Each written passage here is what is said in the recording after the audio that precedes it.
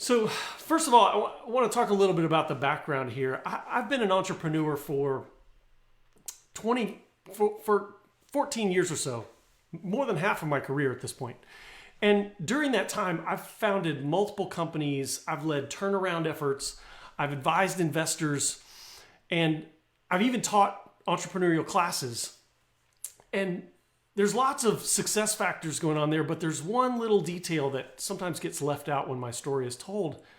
And that is, most of the time I had no idea what I was doing. I really just made it up as I went along.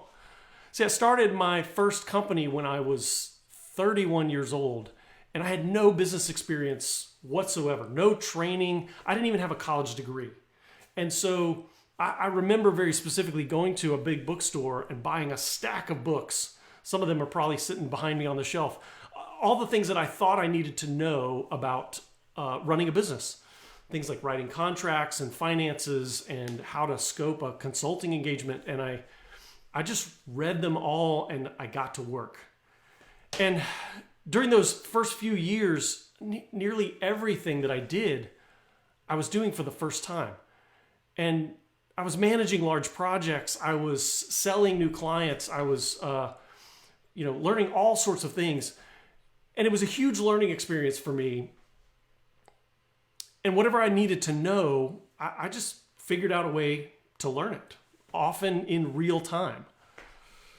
Now, I love to learn, so it was a fun time for me. I enjoyed it immensely, but there were times when someone would refer to me as the expert, and I would feel a little guilty, like I had unintentionally deceived them or pulled the wool over someone's eyes.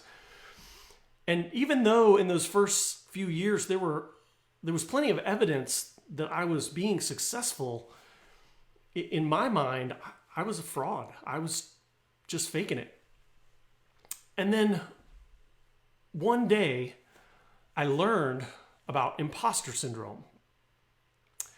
Imposter syndrome is a psychological term that was coined in the 1970s, and it refers to the tendency of many people to overvalue the accomplishments of others and to really undervalue their own accomplishments and even doubt the validity of their own success. So what happens is when you have imposter syndrome, you look at another person and you say, wow, they're successful because of they're smart and they're savvy and they make all the right decisions and they really know what they're doing. And boy, my success has really come from a lot of luck and timing and just maybe happening to know the right people. And the underlying fear is that at some point you're going to be exposed as a fraud. When I started my first company, my very first client was a man who used to be my boss. And in fact, it was several years, almost 3 years before I landed a client that wasn't the result of some relationship from my past. Now, you would think that I would see that as a strength, that it meant that people who did business with me before wanted to keep doing business with me again and again and again. But I viewed it as a weakness because I wasn't winning clients the way that I thought I should be winning clients. I wasn't doing it the way I thought other people did it with a disciplined, formal sales process. And so that underlying fear is that eventually this luck and this chance is going to catch up with you. And eventually someone, or maybe everyone around you, is going to figure out that you're really just making it up as you go, that you really don't know what you're doing. And at that point, it's all going to come crumbling down around you. I used to imagine that I would be sitting in a meeting with a bunch of very educated business people, and at some point in the meeting, someone would bring up a principle or a concept that was taught on the very first day of business school. And he'd say something like, well, of course we can't do that because of the Thompson principle. Kris, you know the Thompson principle, right? And then the whole room would turn and look at me, waiting for me to give some commentary on the Thompson principle. And as beads of sweat would form on the back of my neck, I would stammer around trying to say something intelligent until eventually it became clear to everyone that I had no idea what the Thompson principle was. and at that point, some men in black suits and sunglasses would come in and say, "Sir, excuse me, you're going to have to come with us. You don't belong here." Now, by the way, if you're sitting there wondering, should I know what the Thompson principle is? Don't worry about it. I just made that up. There is no Thompson principle. But that thought, that fear of not knowing something that maybe you think you should know, that's exactly what I'm talking about. So, of course, that never actually happened to me, but for years, I had this voice in my head, this nagging inner critic that would try to convince me that all of my success, everything I was doing, that it was just an illusion. And the voice would say things like, "You don't actually know what you're doing. You just know how to sound like you know what you're doing. These people all think you're an expert, but man, you're just figuring this out as you go along. You didn't start a real business. You're just a guy doing some consulting. You would never have landed that first client if it wasn't for your old boss giving you a chance." And he would even say things like, "You're the only person that doesn't deserve to be here in this group of people." And I never really talked to anybody about that voice, about these thoughts. I didn't have very many people that I felt like I could talk to about them. A lot of people around me were either someone who I was trying to impress in business or someone who seemed to be impressed by me. And boy, I didn't want to disappoint any of them. So I just kind of felt very alone with these doubts, very isolated. And over time, as I had more success and my business grew, that voice in my head would change tactics. Your business is not a real business until you have employees. Your business is not a real business until you have a physical office. Your business is not a real business until you get to $1 million in revenue. Your business isn't a real business until you have a full management team. And no matter what I would accomplish, no matter what milestones that I would hit, that critic would be there. That voice would try to convince me that I wasn't really making it. I was just stumbling my way through. And you may have felt this way too at some point. Studies show that up to 70% of the population experiences imposter syndrome at some point in their careers. And in fact, it tends to be more prevalent among high achievers. So if you're in a group of people that are pushing the boundaries, that are working to develop themselves, that are stretching, they're more likely to feel like a fraud, to feel like an imposter. But just because it's very common, that doesn't mean that it's the same experience for everyone. See, that voice in your head will craft a very specific personal reason, a very specific message as to why your success is not real. A message of doubt that's very specific to your situation. That voice in your head, it knows your specific insecurities. It knows your particular fears and worries. And those are different for everybody. Maybe you're not a great communicator, and getting in front of a group of people or doing a live webcast on Facebook, maybe that's really intimidating and that makes you feel inferior. Or maybe on the other hand, you're really well spoken and you're a great communicator and you feel like you've gotten by more on charisma than actual knowledge and experience. Maybe you're not very well connected. You don't build relationships well and you struggle with meeting people and connecting. And on the other hand, maybe you're somebody that is really well connected and you feel like a lot of your success is attributable to your relationships, not yourself. There's so many different reasons why people feel like they might be an imposter. And the point is it's a very personalized experience.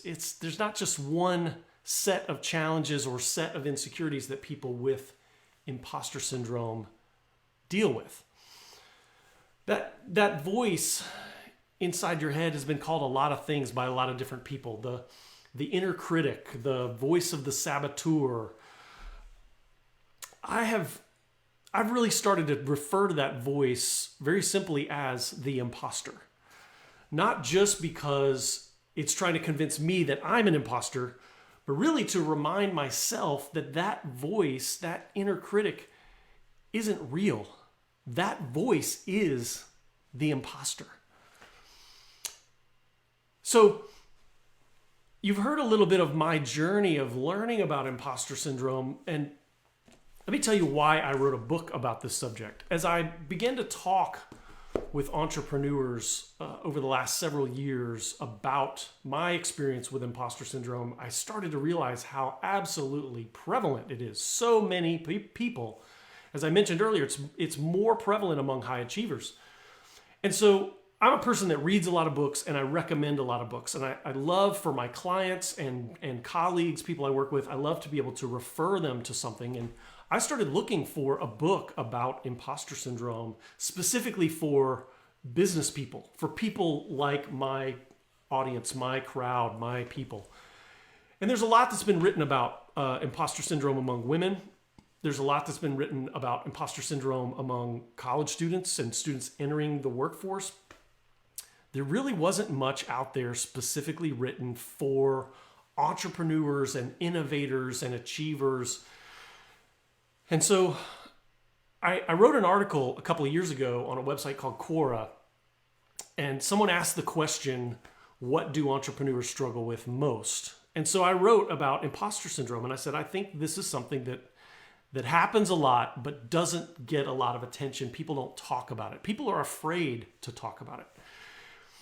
And I've written articles before and posts and things that have gotten a handful of views and gotten shared a few times and a few likes. This article has been viewed, I think at this point, almost 48,000 times.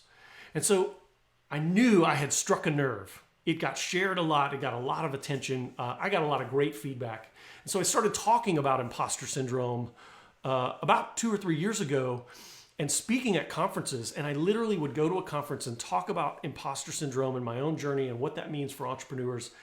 And I would have someone come up to me afterwards and say, you changed my life today. I can't tell you how that feels. It's amazing. And so I knew that there was a message that needed to be shared, and I felt compelled to write this book. So I started off about a couple of years ago on some of the research. I interviewed hundreds of entrepreneurs. I spent a lot of time looking at all of the established research on imposter syndrome. And in 2020, I began the process of writing this book. It took about 6 or 7 months between the outline stage and actual writing phase and then getting into editing. We had a really aggressive timeline. And I want to give a shout out to Dexterity Books, my publisher, because they were amazing through this process. I've never written a book before. It seemed very daunting to me. And in fact, I had imposter syndrome about whether or not I could be an author and whether I could write a good book. But they really guided me through the process. And I worked with a writing coach named Matt Litton, who was phenomenal. And I have said it before, I'll say it again. This book is easily 10 times better than it would have been without Matt's involvement.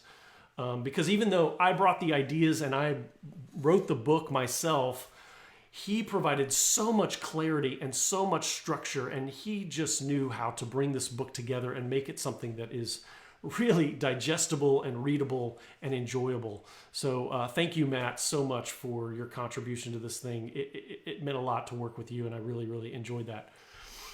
And so I want to give you just a little bit of a taste of what is in this book. I'm going to share some principles that I've learned for recognizing the voice of the imposter, learning to deal with it in a healthy way. You don't ever eliminate that voice, and really nor should you try to eliminate it completely from your mind. There's some actual good things about the voice of the imposter, and so I talk about that. But you're gonna hear 3 reasons why imposter syndrome can actually be a good thing.